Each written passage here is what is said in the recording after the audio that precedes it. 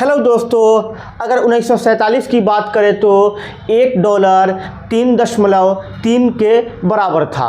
1985 में यह बढ़कर 12.38 के बराबर हो गया। फिर 1995 में यह बढ़कर 32.42 तक पहुंच गया। 2011 में यह आंकड़ा 55.39 के बराबर हो गया और अभी $1 की कीमत 80 रुपये के आसपास है।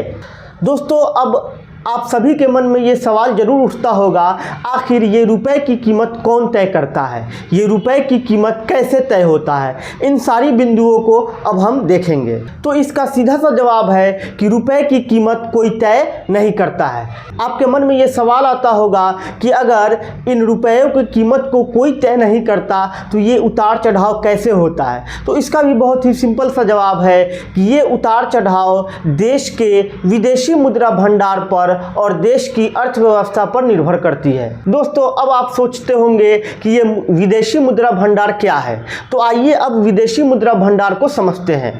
पहले नंबर पे, जब भारत अपने देश में बने सामानों को विदेशों में निर्यात करता है तो उस निर्यात के बदले भारत को कुछ मुद्राएं प्राप्त होती है। वो मुद्रा विदेशी मुद्राएं कहलाती है। वो मुद्रा डॉलर के रूप में भारत को प्राप्त होती है। दूसरे नंबर पर है विदेशी निवेश, यानी भारत में दूसरे देश के लोग जब अपने कारोबार के लिए अपना पैसा निवेश करते हैं तो भारत को उससे विदेशी मुद्रा प्राप्त होती है। तो ये पैसा विदेशी मुद्रा भंडार में जमा होता है। तीसरे नंबर पे है विदेशों में रहने वाले भारतीय। वैसे भारतीय जो विदेशों में रहकर काम करके जो पैसा कमाते हैं, उन पैसों को वो भारत में फिर वापस भेजते हैं, तो इससे भारत को विदेशी मुद्रा प्राप्त होता है। भारत अपने पास इन विदेशी मुद्राओं को अपनी ज़रूरतों को पूरा करने के लिए, यानी सामानों का आयात करने के लिए भारत इन मुद्राओं को अपने पास सुरक्षित रख लेता है। यही विदेशी मुद्रा भंडार कहलाता है। अब आपको विदेशी मुद्रा भंडार समझ में आ गया होगा। अब हम लोग आगे की तरफ बढ़ते हैं। प्रत्येक देश के पास कुछ न कुछ विदेशी मुद्रा भंडार होता है जिससे वो सामानों का आयात कर सके और अपनी ज़रूरतों को पूरा कर सके। इसी विदेशी मुद्रा के बढ़ने और घटने से किसी भी देश के पैसे का वैल्यू घटता है और बढ़ता है।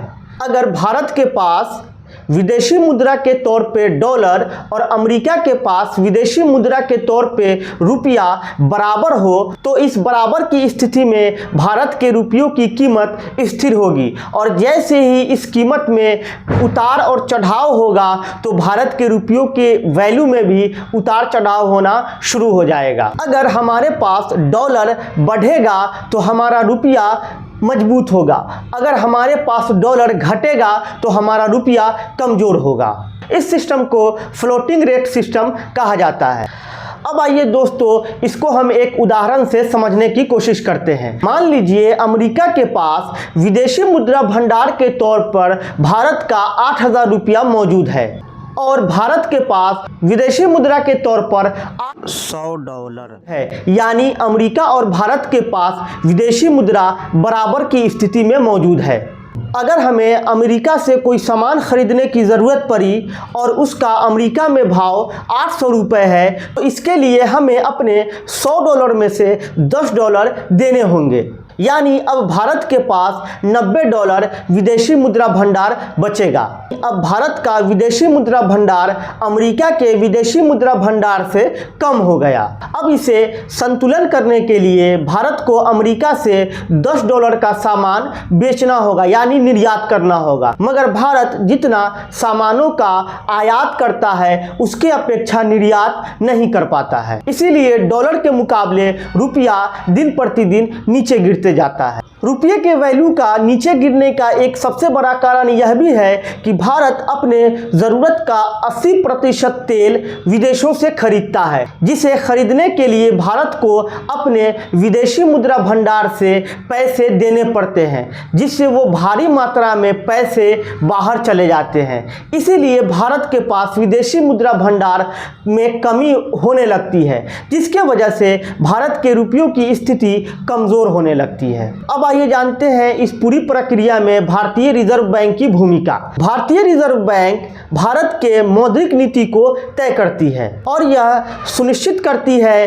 कि भारत की अर्थव्यवस्था मजबूत बनी रहे और विदेशों से भारत में निवेश होता रहे। भारतीय रिजर्व बैंक अपने पास इतना विदेशी मुद्रा को सुरक्षित रखता है जिससे भारत के पास जितने भी कर्ज हो उसको जब चाहे पूरा किया जा सके, ताकि कर्ज देने वाले को ये भरोसा रहे कि भारत जब चाहे कर्ज को दे सकता है, जिससे भारत की अर्थव्यवस्था स्थिर बनी होती है। अब कुछ ऐसे कदम के बारे में जानते हैं जिससे भारत के रुपयों को मजबूत बनाया जा सकता है। सबसे पहला है, भारत को अपने आयात को कम करना होगा और निर्यात को बढ़ाना होगा। आयात को कम करने और निर्यात को बढ़ाने से भारत को विदेशी मुद्रा ज़्यादा मात्रा में प्राप्त होगा। दूसरे नंबर पे भारत को जितना हो सके स्वदेशी चीज़ों को बढ़ावा देना चाहिए, यानी वैसे सभी चीज़ों को जो मेड इन इंडिया हो यानी भारत में बनी हो उसे बढ़ावा देना चाहिए। तीसरे नंबर पे तेल के आयात को जितना हो सके उतना कम किया जाए, यानी तेल के वैकल्पिक स्रोत की खोज की जाए। और सबसे आखिरी चौथे नंबर पे विदेशी निवेश को जितना हो सके उतना बढ़ावा दिया जा सके। दोस्तों, उम्मीद करता हूं कि आपको ये वीडियो पसंद आया होगा। अगर ये वीडियो आपको पसंद आए तो प्लीज़ मेरे चैनल को सब्सक्राइब कीजिए। मिलते हैं हम अगले वीडियो में।